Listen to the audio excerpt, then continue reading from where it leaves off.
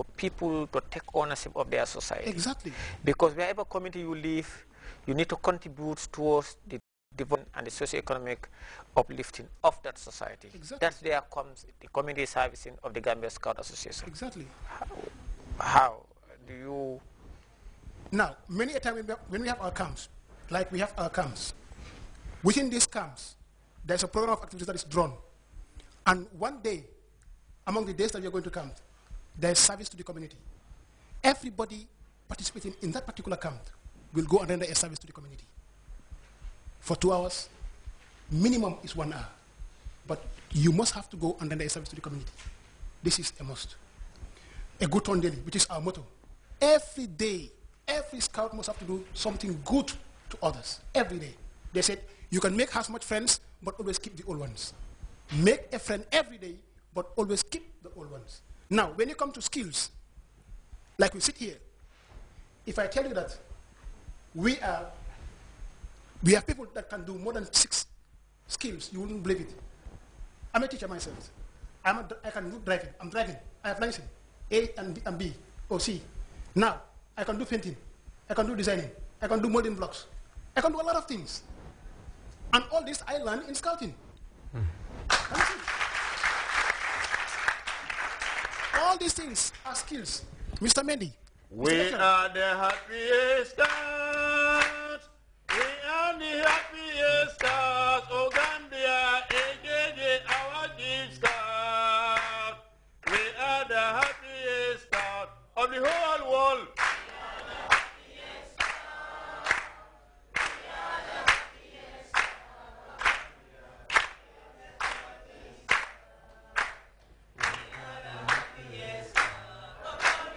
We are the happiest scout.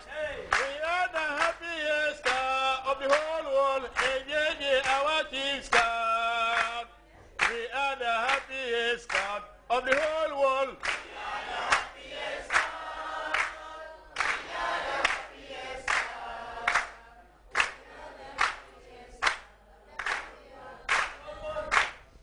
Good. Go on, Sam. So, thank you very much. Yeah, I think Yes. to contribute a little, the way we deliver our educational programs and our outreach is first anchored on our structures. We, as an organization, are the farthest reaching youth organization in the Gambia and in the world. When you look at the world organization of the Scout movement is part of the Big 7. If you talk about the Big 7, you are looking at the Big 7 organizations. We top in terms of membership, all the 7 in terms of youth. As a youth organization, part of the Big 7 is the Scout Association, the World Organization of the Girl Guide and the Girl Scout, the Young Men Christian Council and the Young Women's Christian Council. They are the 4 biggest youth organizations as part of the Big 7. Then we have a humanitarian organization that has a very big youth capacity, which is the International Red Cross and Red Crescent Society as part of the Big 7. We also have a youth program involving organization called the International Award, which is also part of the Big 7.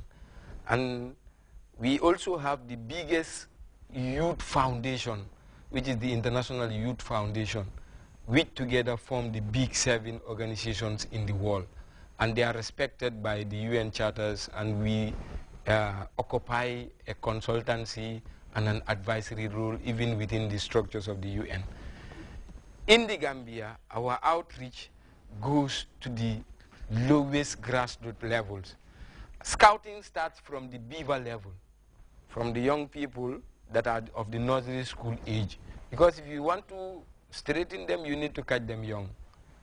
That's the catchphrase, catch them young, whilst they are young. Because if we wait until they are later part of education, it's difficult now to educate them. Because with adults, you can only engage them in peer tutoring, but the amount of education that happens there is very minimal. That's why we go down to the young people and meet them where they are growing up, so that they can develop positive attitudes and culture. From there, we have the corps going down up to the rovers. Scouting occurs at the grassroots level, which is the patrol level.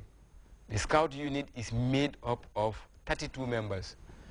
That 32 is subdivided into 4, which are called patrols. This is where actual scouting occurs. These 8 people have a leader called the patrol leader, who together with the support of the other 7 design programs and activities they will implement for themselves. In the patrols, they learn leadership. They learn to take care of themselves. They learn to control and to develop themselves and improve. We believe in learning by doing. Many organizations think that the young people are just barrels that you have to pour water in. But if you explore deep into them, you realize that they have a vast lot of knowledge and experience. So this is what we give to young people. We make them discover their own potentials by involving them in proactive educational activities at the grassroots level. So from the patrol level, we have the unit, which some people call the troop. That is the whole 32 when they come together, plus the unit leader, the assistant unit leader, and the junior assistant. You know, scouting is serious business as an educational youth movement. We don't just pick anybody from anywhere to become a unit leader. You have to start from somewhere. You have to first start from your introductory, ITC, where you are given basic information. Your main role is record keeping and admin. Then you graduate from there to become a basic leader holder that is in charge of training. Then the wood badge holder, who is the unit leader, as the public relations and the resource mobilization individual.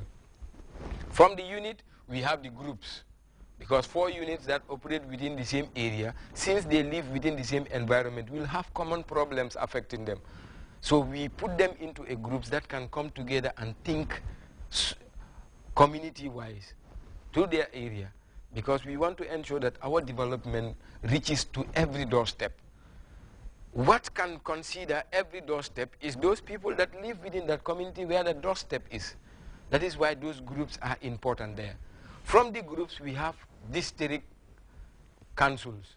From the district, we have the region. And from the region, we have the national. At the national level, we have the National Executive Committee, where you have the Chief Commissioner, the Finance Commissioner, and those of us that are here as national commissioners. We also have the Scout Council, that are policy makers. They, like how the National Assembly functions for government, that is how the National Scout Council functions for the association. We serve as executive members, as the implementers of those decisions that the annual general meeting have designed for us. Within our structure, you will realize that one key rule position that is available in the National Executive is the Community Development Commissioner. Unfortunately, he is far with some visitors. He is the one that is in charge of our Kaira Conco Scout Lodge. He runs that program. That Community Development Commissioner designs programs and activities for young people to implement in their communities. He monitors using certain checks and balances to ensure that scouting's impact and effect is felt on the grassroots. So when we go down to the communities, community development is a social mobilization scheme where we tend to use the people of the community themselves to take a leading role in the development of their communities. We as scouts only guide them to ensure that they are able to achieve what they want to achieve. Like he was saying, when we go to camps, we have courtesy calls on the village alcalo, and where it is a district head, we discuss with the district official.